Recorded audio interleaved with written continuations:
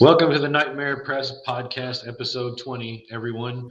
Um, Today I'm with VL Jones, Verona Jones. Is it Verona or Verona? Verona. I'm Verona. Hey, just making sure. Um, I have a little bit of a congestion issue going on, so if I sound weird, that's why. And if I keep making weird noises, that's why. But Verona is the author of our upcoming supernatural detective story called Spirit Within, set to release on May 2nd. Thank you for coming on, Verona.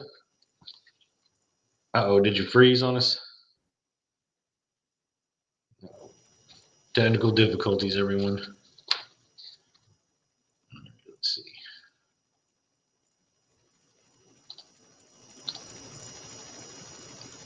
Nope. There's a little bit of movement there.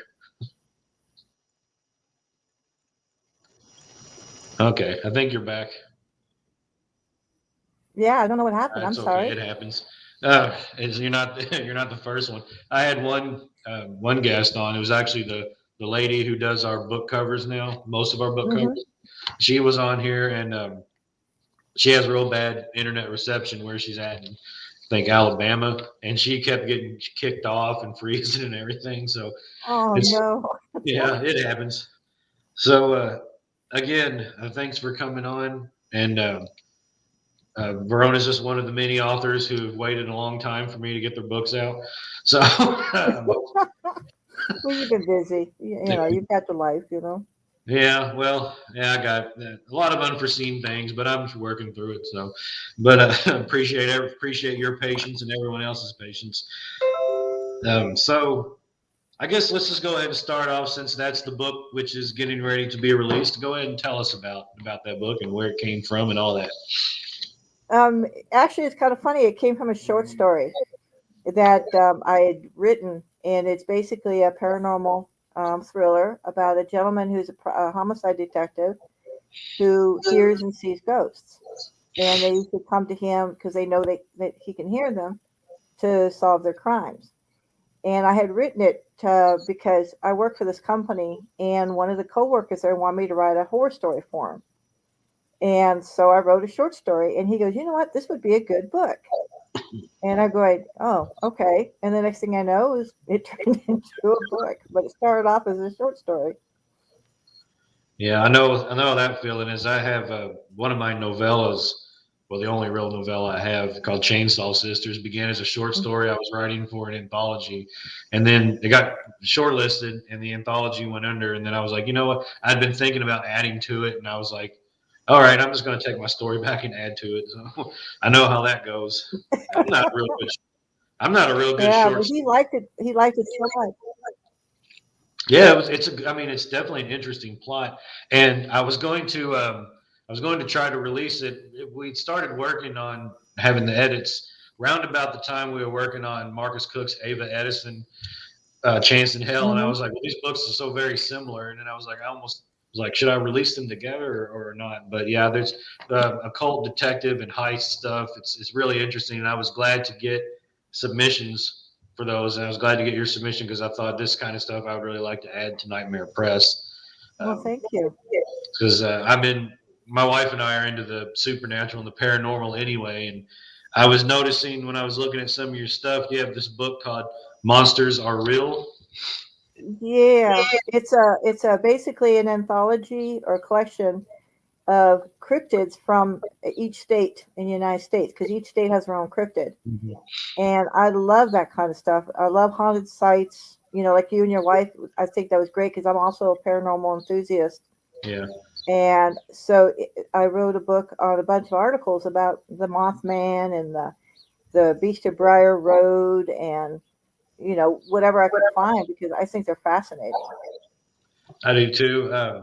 We haven't gotten as heavy into cryptids yet, but we did go to the Mothman Museum. Have you ever been to Point Pleasant? No, and I lived in that area. I lived in Maryland and I never went. I should have. Oh wow. Well, if you ever do, I would recommend. I know a lot of, we didn't go during the festival, but I know a lot of people say it's pretty crowded. I would just go without the festival because then you really get to experience the small town, just how small that town really is. And I mean, that the original part of Point Pleasant, where all this took place, you can tell it's if not for the Mothman Museum, I think it would Mhm. pretty much go under. But it's interesting to see it. Well, what really made the Mothman even more interesting is that a gentleman, about 10 years ago, took a picture of a Mothman-like creature in Laveen, Arizona. Oh, really? Yeah, so we might have a Mothman here, and that's what really got me fascinated about writing that story, was they actually had a picture of what looks like a silhouette of a man with or a figure with wings, and it was in Laveen, Arizona. I know there was one spotted in Chicago once, and I think there was also if my memory serves me correctly, which it may not. There was one sighted in Kentucky as well on a bridge somewhere. So you really got to wonder. I don't believe necessarily in mass hysteria. Mm-hmm. Yeah, you got to think that even though it's probably not what the movies and everything has made it out to be, something strange is was definitely going on with this whole Mm-hmm. Mothman and Indrid Cold thing. Well, the Chicago airport, O'Hare Airport, is supposed to have a lot of sightings of the Mothman. Yeah, And so it makes you kind of wonder, like you're saying about the mass hysteria, because that goes right up with Slender Man. Slender Man started off to be on pasta, and it yeah, was a joke. And then yeah, yet you have all these thousands of people with sightings of yeah. it. So it makes you wonder, you know, maybe he wasn't making a joke. Maybe it was something he saw and it just kind of took off. Yeah, because sometimes, creatures like that, if they just to suspend disbelief, like Hmm. let's say they're real. Especially something like Slender Man, you would have to wonder what he is in nature, and like they very well creatures like that very well could manipulate your psyche and Hmm. really put themselves at the front because there's a lot of strange accounts of psychic abilities just within humans. So imagine if creatures from another realm or another dimension or something existed, what kind of powers they might possess. Yeah. It's hard to say. Yeah, it was like the Bigfoot. Some people are saying that every time they see a UFO, Bigfoot appears.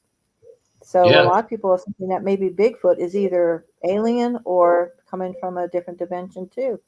yeah, I've definitely heard the interdimensional theories, and I've I've had weird experiences that could be something Bigfoot like slash alien like in my past. And I believe, and I'm not going to go into that, it's a long story, but Hmm. I believe it's possible. I mean, I'm also skeptical about some things, and I'm like, well, a lot of this sounds preposterous. But when I really start thinking about it and thinking about some of the evidence, and just even my own experiences and what other people have told me, and it's just like, you can't completely toss it aside and think that it doesn't exist at all Exactly. Hmm.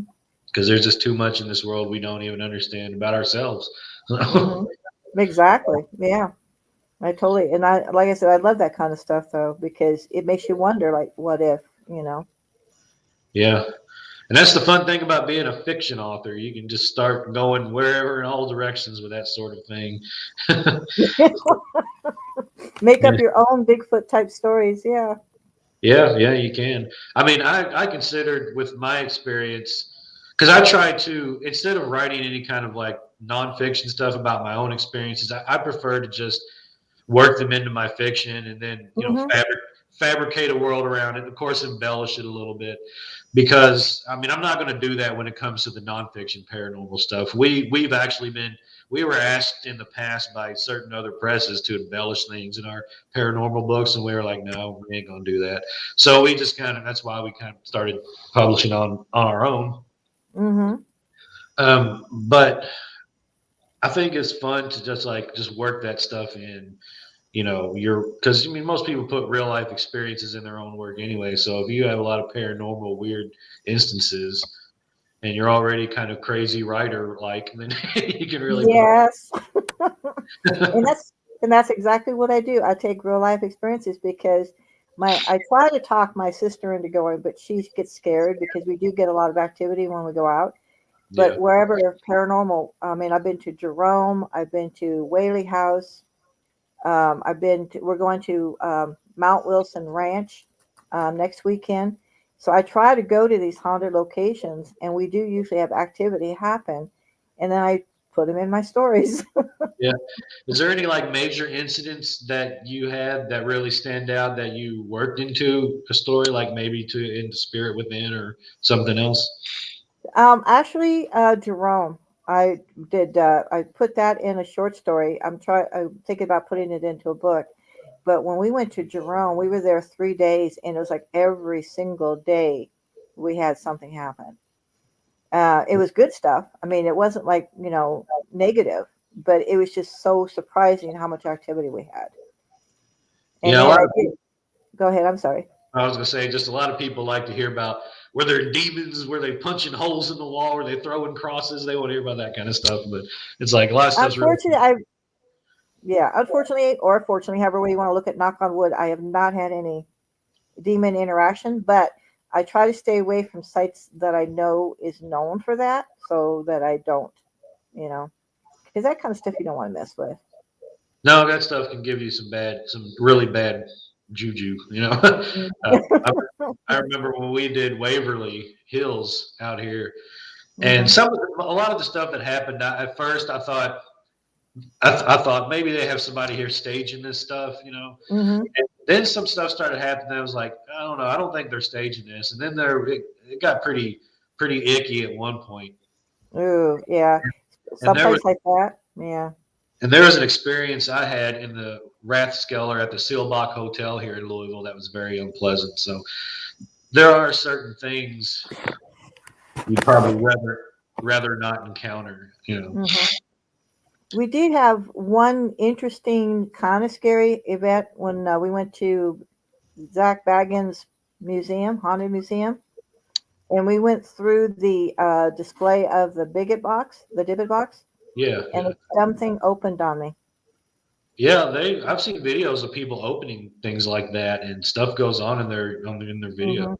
Pretty And when it opened, my niece goes, "Okay, that's it, time to go."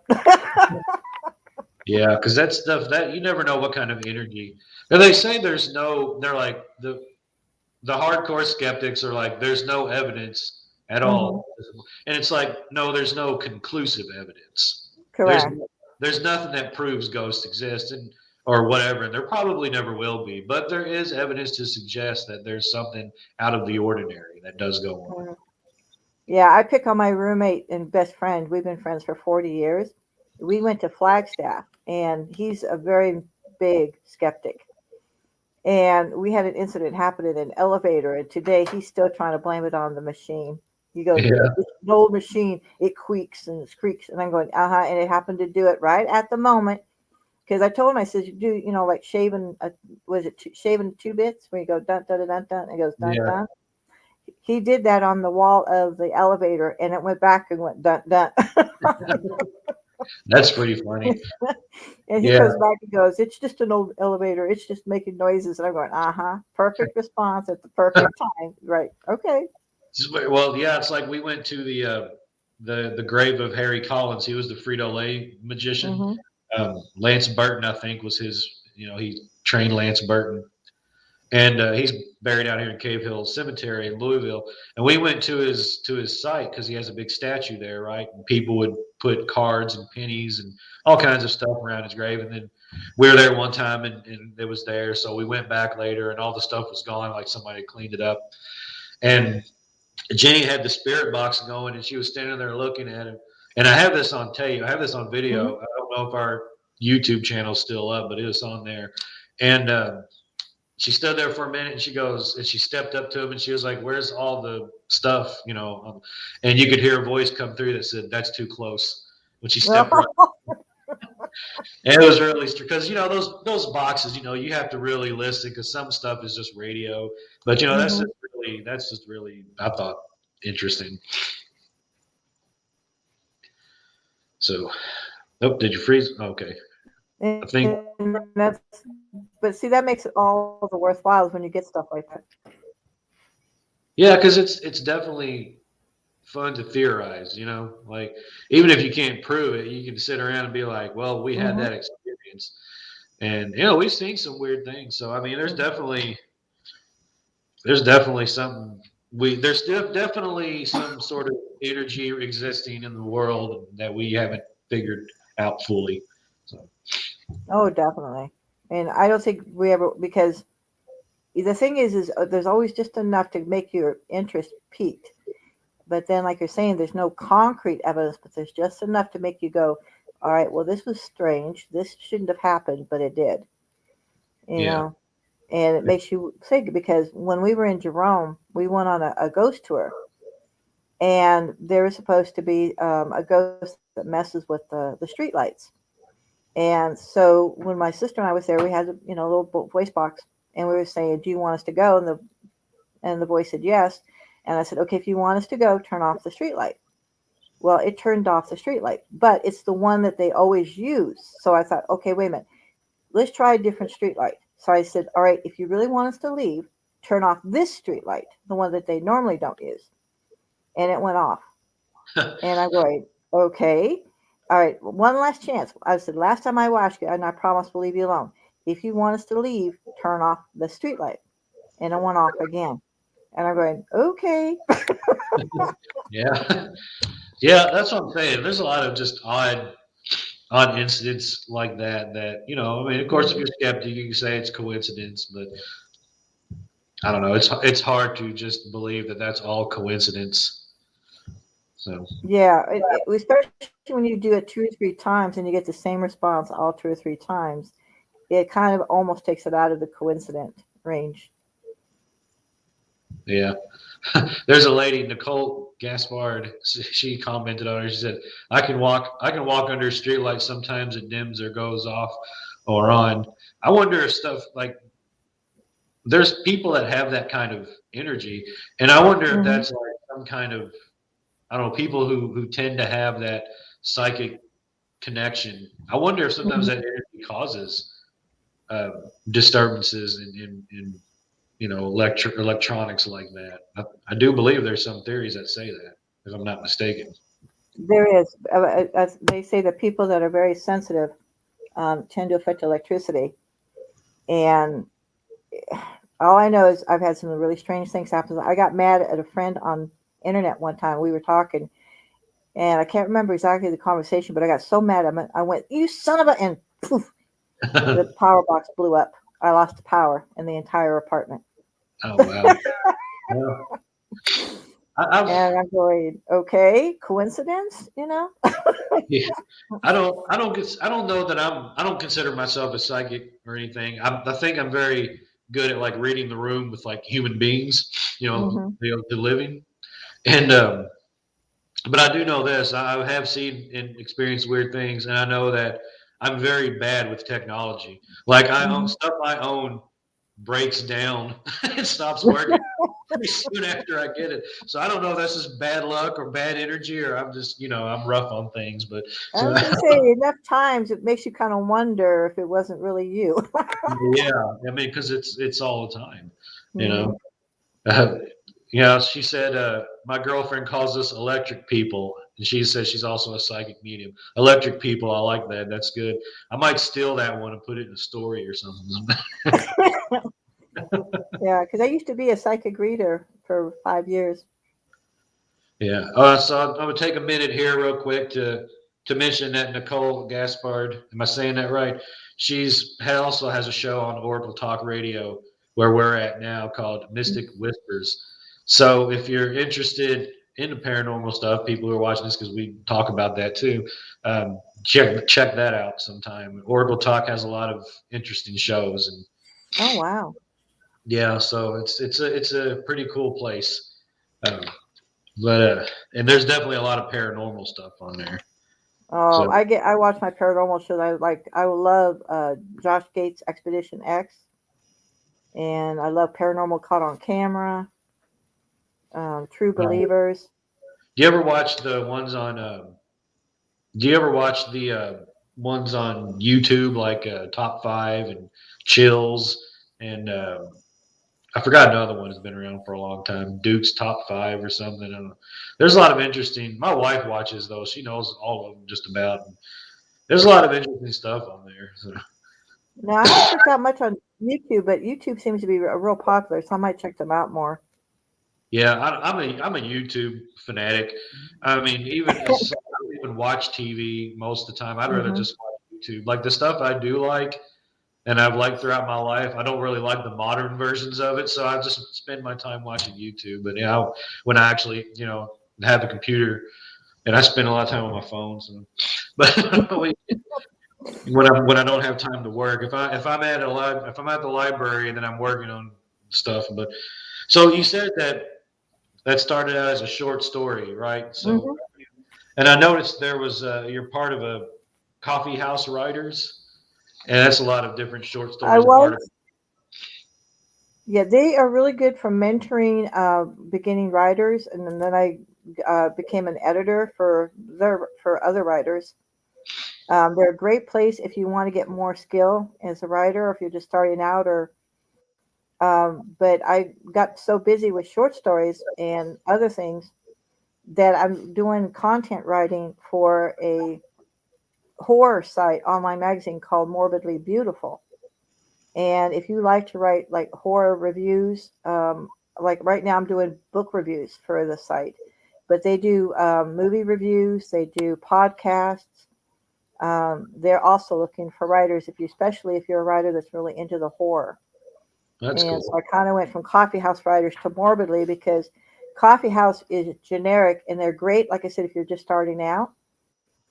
But morbidly beautiful is more into the horror genre, which is where in more of my interest. And some start, I went to them, and I do articles like right now, book reviews for horror books. Okay, cool. Oh well, I'm going to put you. I mean, after the show, I think you should get in touch with Nicole Gaspard because she's an author too. She writes books, writes horror books, and she's into paranormal. So maybe that's something you all could get together on and talk That about. would be great. Yeah, And are you familiar with another Nightmare Press author named L. Andrew Cooper? We just I've heard of released. the name.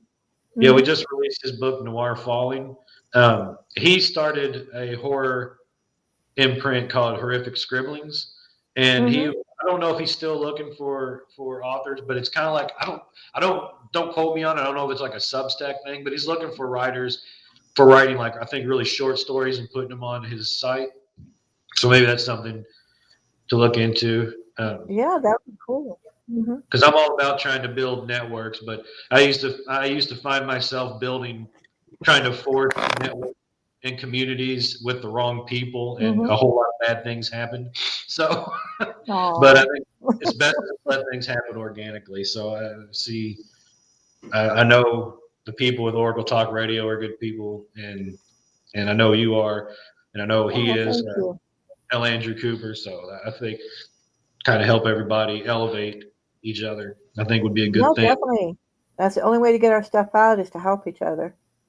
Yeah, because when you look at like the state of writing, really, the state of Hmm. author is not really. There's not a lot of people who make a ton of money. People don't really make a living off of it anymore, right?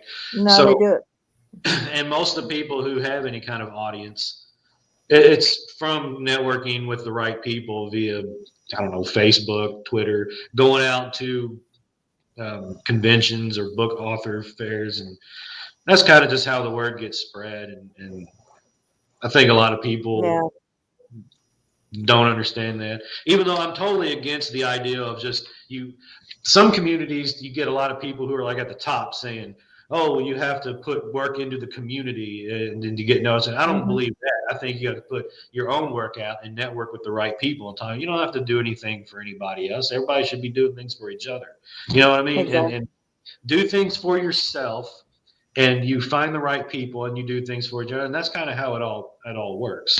So I don't Yeah, know. that's how I found you all. That's, I mean, by, getting in the right area. Yeah, man, I was really surprised when we put out that submission call last year. I've said it on the show before. Throughout the entire year, we ended up. This is even beyond the March 10th deadline we had last year, but we ended up with over 200 submissions, and I was like, "What the Oh, heck?" wow.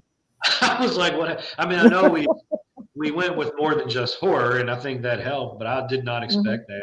Like, what in the world? And during that, they just kept coming. But there were so many good stories, and I had to turn down a lot of really good stories because even though I had people who said they were going to help back then, I still knew I couldn't publish them all. Now I don't have that, and it's just me. But so it's all good. But so Oh, Um, I also saw another book of yours called Mr. Keith's House. Yeah, Is that that one is started off as again a coworker wanted me to write a story for him, and he wanted a haunted house story, and it started off as a short story, and he liked it so much he wanted me to expand on it, so it's just got bigger and bigger until it's like it's it's like you're a the short story. storyteller for hire or something. People are just like, hey, I want you. Yeah, Everybody knows. He was like, hey, I they need you just to just. they like yeah, they like the story so much that they have me write one for them. So I put their first name in, and they tell Hey, me what they want the story about, and then I write it, and then I post it, that's good though. That's and that's then whatever way you're building a readership. It's hmm whatever works because it's almost like and my friend Bobby and I who had helped me restart the press at one point. hmm Um, he and I used to always talk about that. It's almost kind of like guerrilla marketing is maybe the best way to go. I mean, just getting out in your community if you can and you know people, because it's like all the paid promotion and stuff is a shot in the dark because the hmm market's so saturated anyway. And I yeah, know that's cliche people are tired of hearing, but it's true. I mean, it really is. I mean, how many ads do you get on your Facebook from anything for that yeah. matter, let alone books? I think only one book that ever came across my feed got my interest, and it was something to do with like puppets living in the wall or something like that. I don't remember what it was called, but Oh, now that sounds intriguing though. Puppets living in the wall.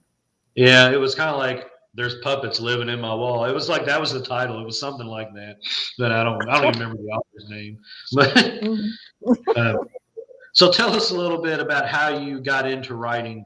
You know, before everybody started, putting in requests for you to write stories for That's actually how I got into writing. I have had a very long, interesting life, and people liked me when we were talking, and I come up with my life experiences. You know how when people are talking, like, "Oh, I did this and I did that," and then I would respond with my version, and everybody kept saying, "You need to write that down. You need to put that in a story." them. Yeah, And I'm going, "Why? I lived it. Why would anybody want to read about it?" yeah. Well, that's the But thing. You yeah. live it. Other people might want to hear about it. So I mean, you never know. So I started like I'm a big Stephen King fan, and he said the same thing you did. He said, "Write what you know." So I Mhm. would take my life experiences and I would put them in short stories.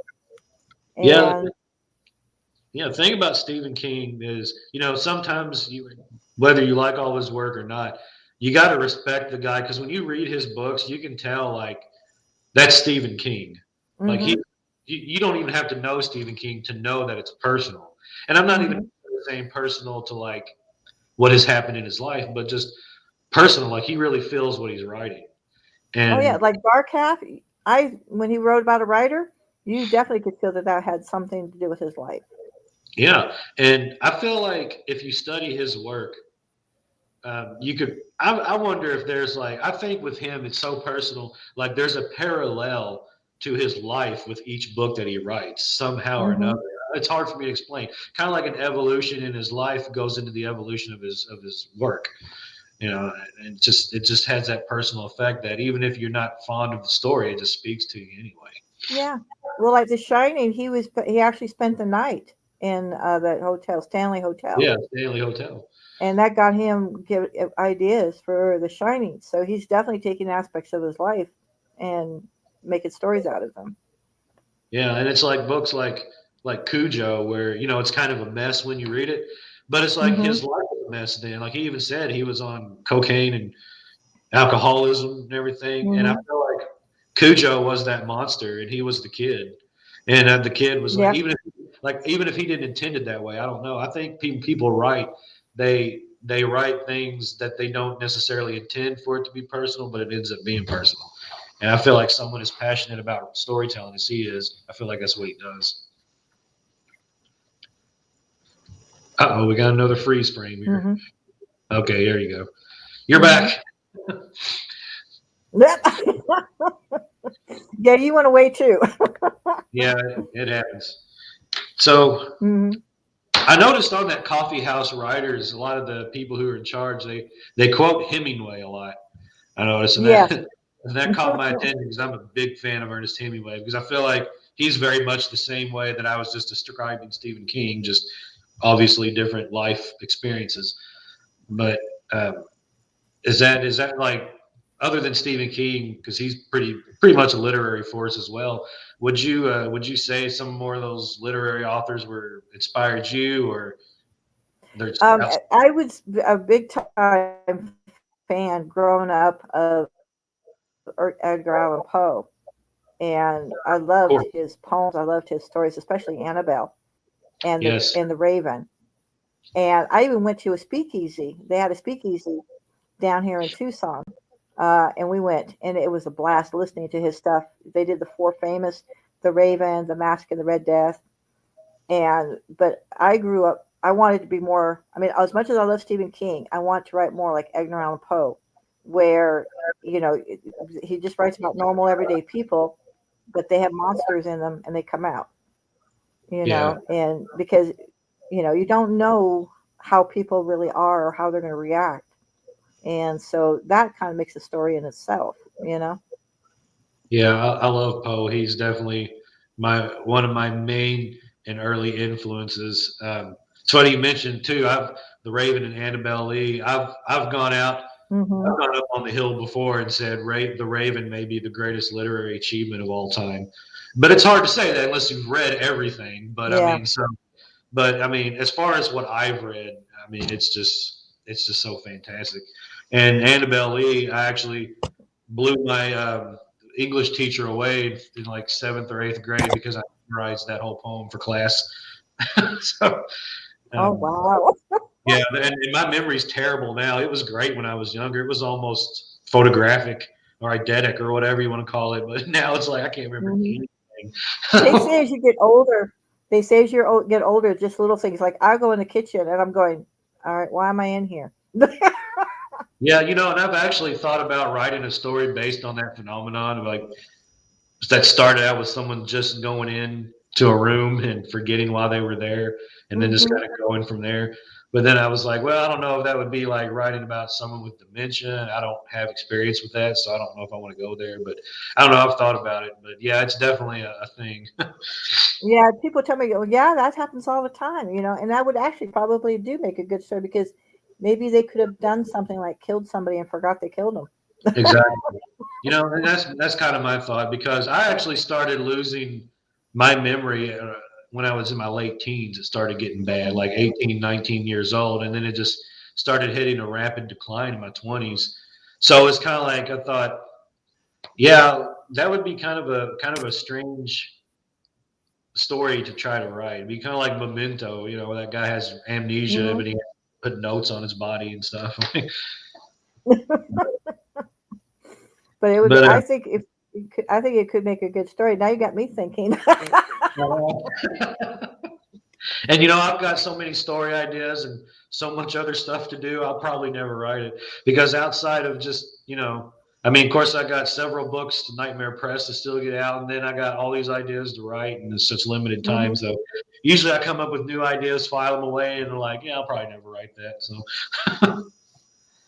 but I finally broke down and bought a book to write all my ideas down because some of them I go, oh, that's a good idea. So I write it down because I know I'm going to forget, yeah, yeah, I just have to and I send, haven't even started. yeah, I have to send no, I have to send messages to myself on Messenger. I was like, so because I know I mess with Facebook so much, I'm bound to see it. Yeah, Nicole said brain fog, and that's what it is. I've had that real bad, and I know that they say you get that with fibromyalgia, and I was once diagnosed with that, but I'm not sure Oh I have. wow.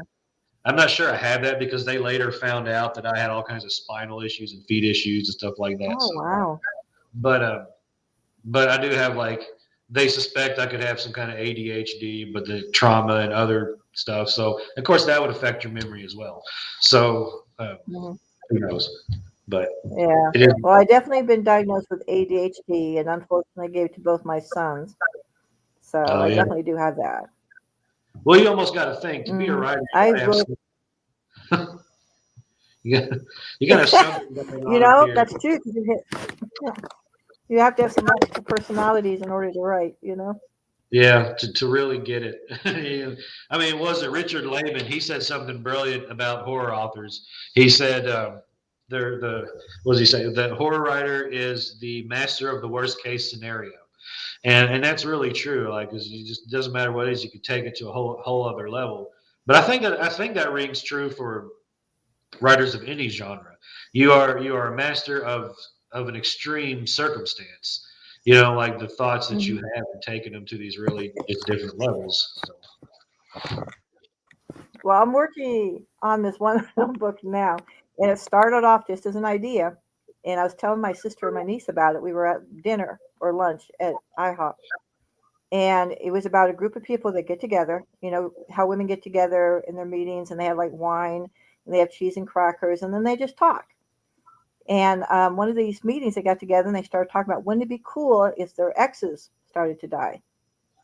And I thought, you know what? That would make a good book. So then I was telling my sister about it, and I was researching ways to kill them without it being detected. And I was telling my sister about ricin poisoning, yeah, which, if you know, ricin poisoning is from bean castor. And bean castor plants are used as decorative plants here in Arizona. And it takes very little to kill somebody, and it's totally undetectable unless you know what you're looking for. So I was telling my sister about ricin poisoning and the bean castors, and this lady comes up to take her order, and she's listening to me about killing people. And all of a sudden, she kind of goes, "I'll come back," and I'm going, "Oh, sorry." did you hear that, And Tracy everybody? looked at me. She goes, If there's a rash of "Yeah." people dropping dead in Arizona and they know Verona, you know what's going on. Yeah, Tracy goes, "Well, you just scared her away." And I tried to tell her when she came back, it's a story. It's a story. And you can Yeah, see she didn't quite believe me. she's like, sure it is. Yeah, she's like, that's your story, and you're sticking to it. Um, And that's my story. I'm sticking to it. Yep. yeah, yeah. I mean, that's the thing. Like, people, I don't know. People just don't get it. I don't know if they don't have the weird thoughts that writers have. They don't get it. And it's like you sit around and you say weird things when you're an author, and people are like, they're like, why are you saying that? And then you're just like, that's the reaction I got. I need to write it down, and you just kind of build from there. Hmm. Yeah, But yeah. My sister wasn't sure because when I was telling her it was a story, she looked at me and she said the same thing. And she goes, "You sound too happy about killing these people off." I'm it's like, like "It's a fiction." when you get excited about a story idea, you're like, well, man, this might really be cool. And then Hmm. sometimes it looks better than you imagine it, and then other times it doesn't. So Yeah, well, like you said, if there's a rash of bodies starting to show up in Arizona, people are going to start to look at me yeah, they're gonna say, because I was surprised when I was researching. Now you got me started on how to kill people without being detected. Did you know that train accidents are actually pretty high up in Arizona? And I'm going, really? I But mean, poor apparently, train people. accidents are more common than car accidents. And I thought, well, I could probably push one of these guys in front of a train and nobody would know it. Yeah, that's a pretty big. I mean, that's that takes a lot of ambition if you're willing to recognize kill a couple of people and get away with it. That's a serious Yeah. get down. That's Yeah. So, like I said, my family thinks I'm strange now. My sister goes, "You've got a twisted mind." And I'm going, So well, yeah. You tell them you're the twisted Wiccan. That's what you tell, that's right? where I got twisted wicked from. Yeah. Yeah. So do you ever like incorporate any of the Wiccan stuff into your stories?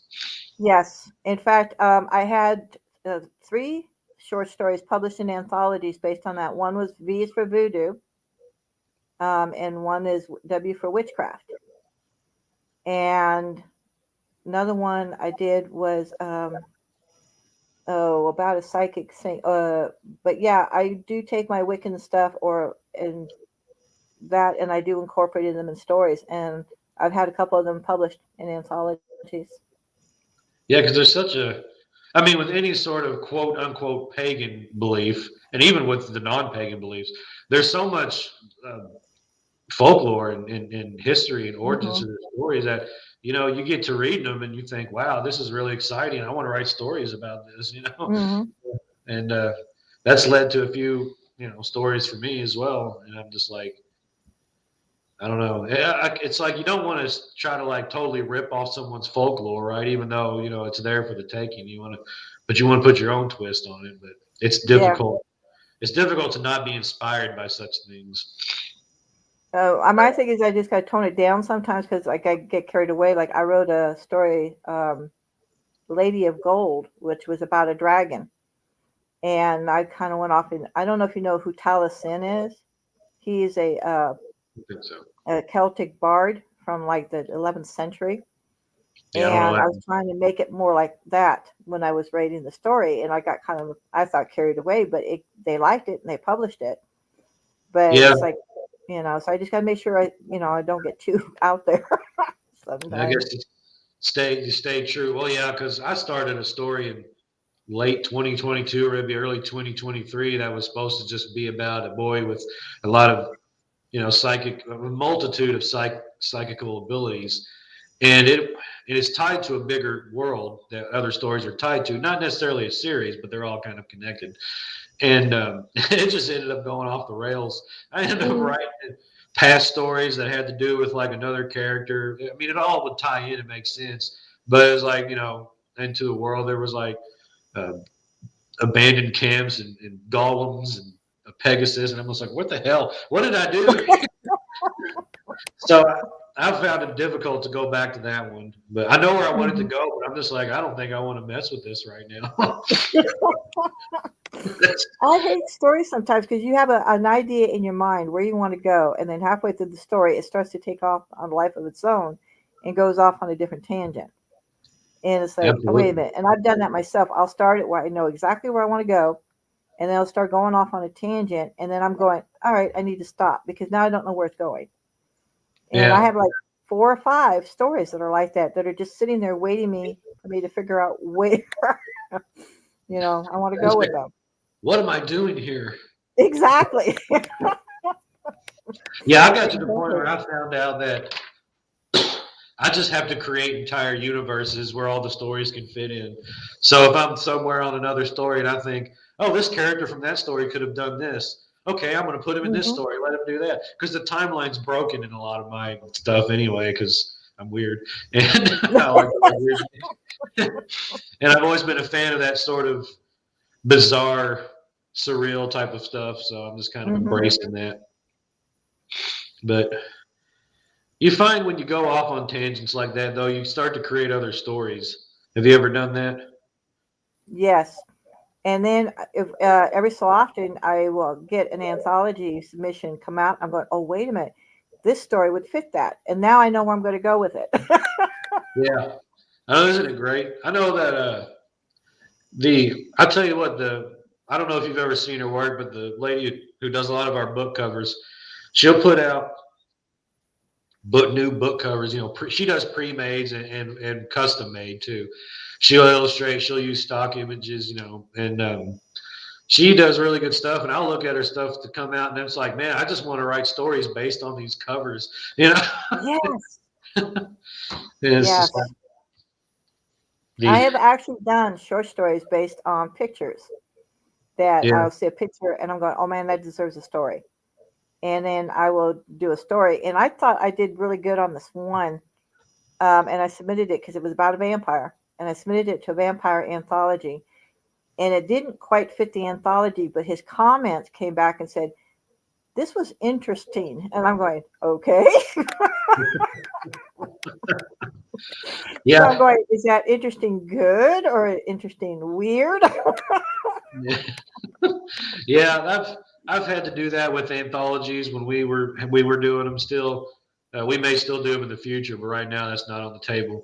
But I mean, there was one guy who would send me stories. Our anthologies were themed. He would send me a lot of stories, and he was really talented. He's a really talented author, and Hmm. but I had to keep declining him because they just didn't fit the theme of the anthology. And I felt Right. kind of bad, and I think I made him mad because one time he made kind of a off color comment on one of my posts about anthologies, but then he ended up apologizing to me for it sometime down the line. And I get it though. Like, and I'm not going to say who he is because he's got books out now, and he is an incredibly talented author. But I know how that is. Like, you want to get into an anthology, but it's like, I don't know, can I really fit the theme? And it happens sometimes, you know. Yeah, and that's why I tell when somebody was upset that their story wasn't accepted, I go, look, just because you didn't get accepted in the anthology doesn't mean you're not a good writer. It just means it doesn't fit the theme. Right. And I know that I can go off on tangents depending on, like I said, I found this picture. It was a great picture, and I did a short story on it. And so I know it was not my usual type of writing. It was on the dark side, and it just didn't fit the anthology. But they liked the story, but it just didn't fit the anthology. Yeah, that happens a lot, and that's even like the same when we take submissions for novels and novellas. When I Mm-hmm. take those, and it's like I've had to turn down books that were good because it's like, well, I already have a book like that, or we already have a book Mm-hmm. like that, or we got enough horror, we're not going in that direction right now, I'm looking more for this and this. And it's kind of like, man, this person's a good writer, and they have a good story, but it's just not what I can do right now. Mm-hmm. That's something I think a lot of authors they can't understand that just because you don't get accepted doesn't mean you're not good. You know, No, I just save it for another anthology. That's what I do. I put in it like one that I got turned down for. I put into another anthology, and it got accepted there because it was yeah, more what they were looking for. it's a lot of it's time. I mean, of course, there's going to be times where people do need to work on their skills, but there's also times where you don't, and a lot of it's about timing too. Yeah. Um, like what's the you don't know what the publishers necessarily got in the pipeline, what they're looking for, so you just got to keep submitting stuff. Mm-hmm. Just as long as if you get accepted, you tell all the other publishers that you've been accepted, then there shouldn't be really any issue. So Yeah, and that's the thing I'm always working too is on being better. yeah, Working yeah, on being a better writer. yeah. That's something that honestly, as an author, you always got to be working on, because you're. I guess until you hit a cognitive decline, you're just going to keep getting better. I mean, so there's a lot of people out there who think that they already have all the answers. Well, don't say that because at my age, that's a possibility. Well, I mean, yeah. I mean, I'm 44 now, Mhm. and I've been having cognitive decline since my 20s. So, I don't know. I don't see anywhere but down from here. So, but No, it's not that bad. I mean, I'm almost 70, so it's not that bad. oh, well, I wouldn't have thought that. You seem like you're holding up pretty well. I feel like when I make it, No, if I even make it, I feel like if I even make it to 70, I'm screwed. I don't even think I'll make it there. But, no, you you're probably but doing better than you think. yeah, I know. People always tell me, "Oh, well, you're going to live to be 100 years old." And I'm like, "Don't say that." It's already bad. But At least live until you get that great novel like The Sun Also Rises by Ernest Hemingway. yeah, there you go. Yeah, I gotta get on that. Yeah. But what you ever heard of James Michener? Yes, actually, I He, have. He does the treasure hunting ones, doesn't he? no, he does the massive historical fiction books like Alaska, Oh, okay, Fire to Spring. okay, And I mean, his books are yeah. like this thick. They're like close to 1,000 pages. Some of them are over 1,000. And he didn't start writing until he was 40. And he put out like 20 something books. He lived until he was 90. He kept writing for the time he was 90, putting out these massive books in the days before the internet. And I'm like, how did he do this? What was with this guy? Oh, yeah, I remember. Yeah, see, well, I started in my 40s. Yeah, I started in my 40s, my late 40s. Yeah. I And just, I finally took everybody's advice and said, all right, I'll try this. I mean, y'all like my stories. We'll try to write it down, see what happens. You know. well, now you're pretty involved in it too, though. I mean, like I said, you're part of that Coffee House Writers, and aren't you, or you were at least at one point, part of the Horror Writers Association too, right? I am still with them. I'm what they call a verifier. I basically verify all the Bram Stoker, pronounce it right, award ceremonies. So, every year they choose everything from categories for the Bram Stoker Award. And what I do is I verify the entries, making sure that they fit all the credentials when they submit. They were published in 2025. They were, the words count is there, that they fit the word count, verbiage. So I'm still with them on that because it's a great way to see what they're looking for. And it's also a great way to read new books and see what type of books are being, what people like, you know. So So there's it's a learning experience and fun. there's a lot of different questions that people have had about the Horror Writers Association, and Nicole just asked one too. How do you be a part of the Horror Writers Association? I know you have to pay dues, but are there some other requirements?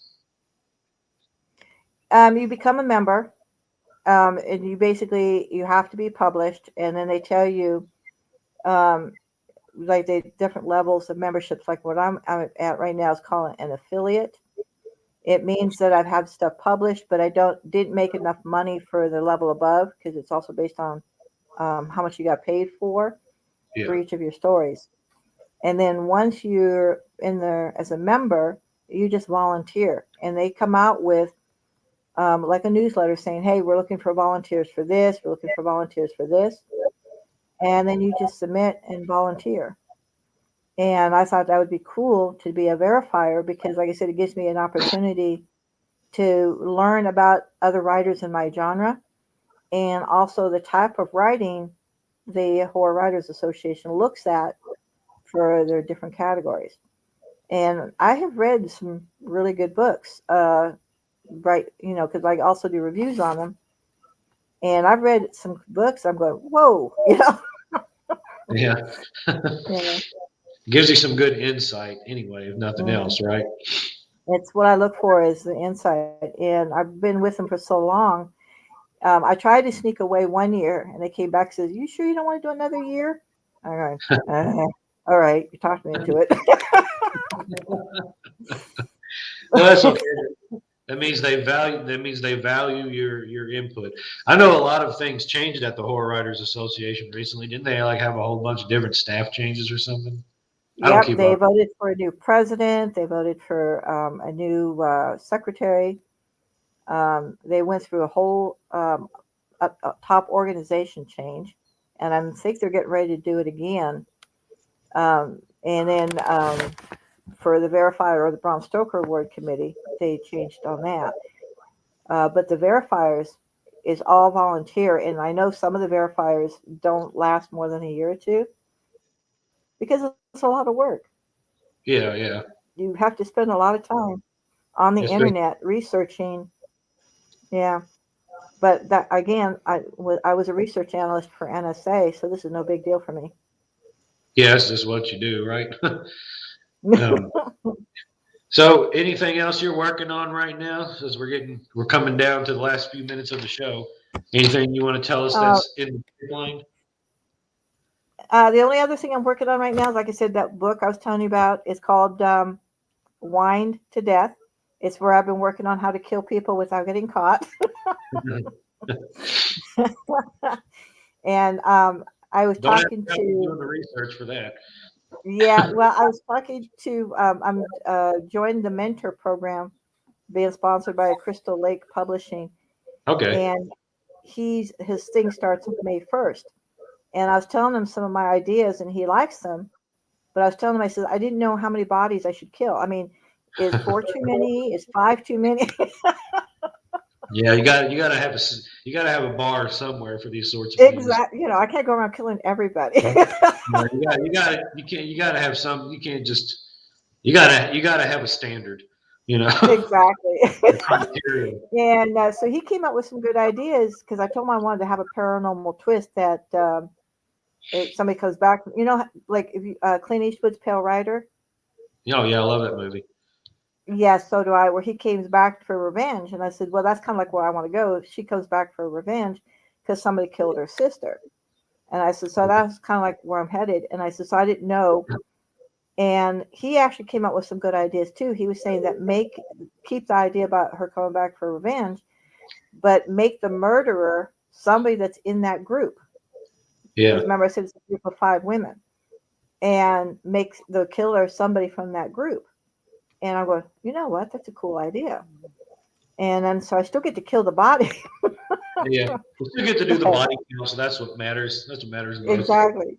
So that's what I'm working on right now. Is called Wined to Death. I already have the name. It's WINED to Death, because they're a group of women. They have wine and they have cheese and crackers. So that's the book I'm working on right now. You could have like it's going to be a paranormal murder mystery.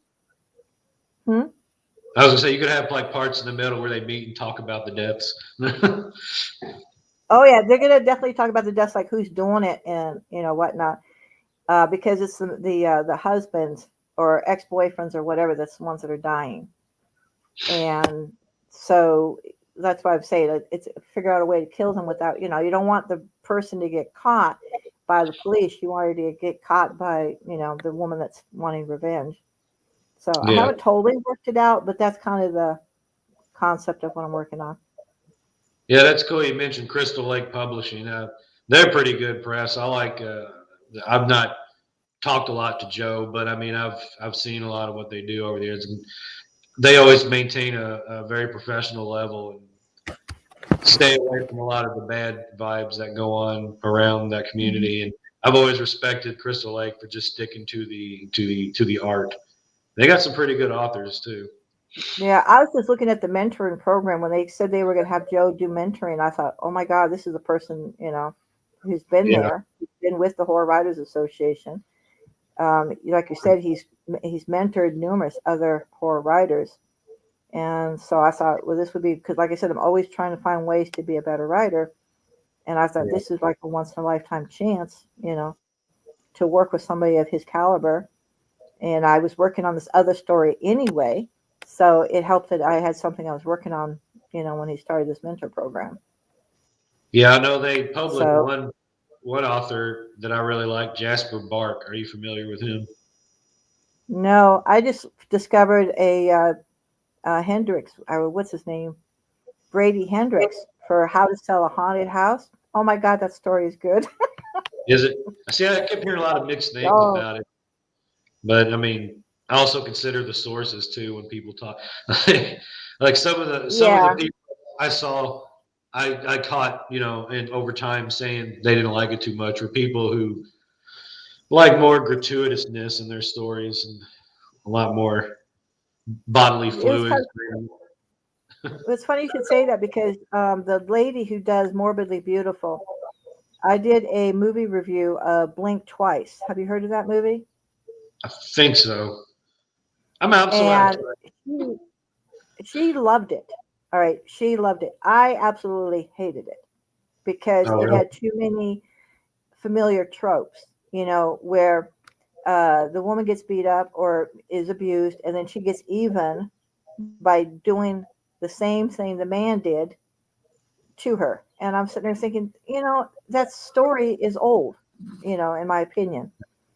And so we posted different views, because she didn't get rid of my viewpoint, but she added hers. And like I said, I gave it the movie of 3 out of 5 because of an old used trope where the woman gets abused and then she gets even with the guy that abuses her.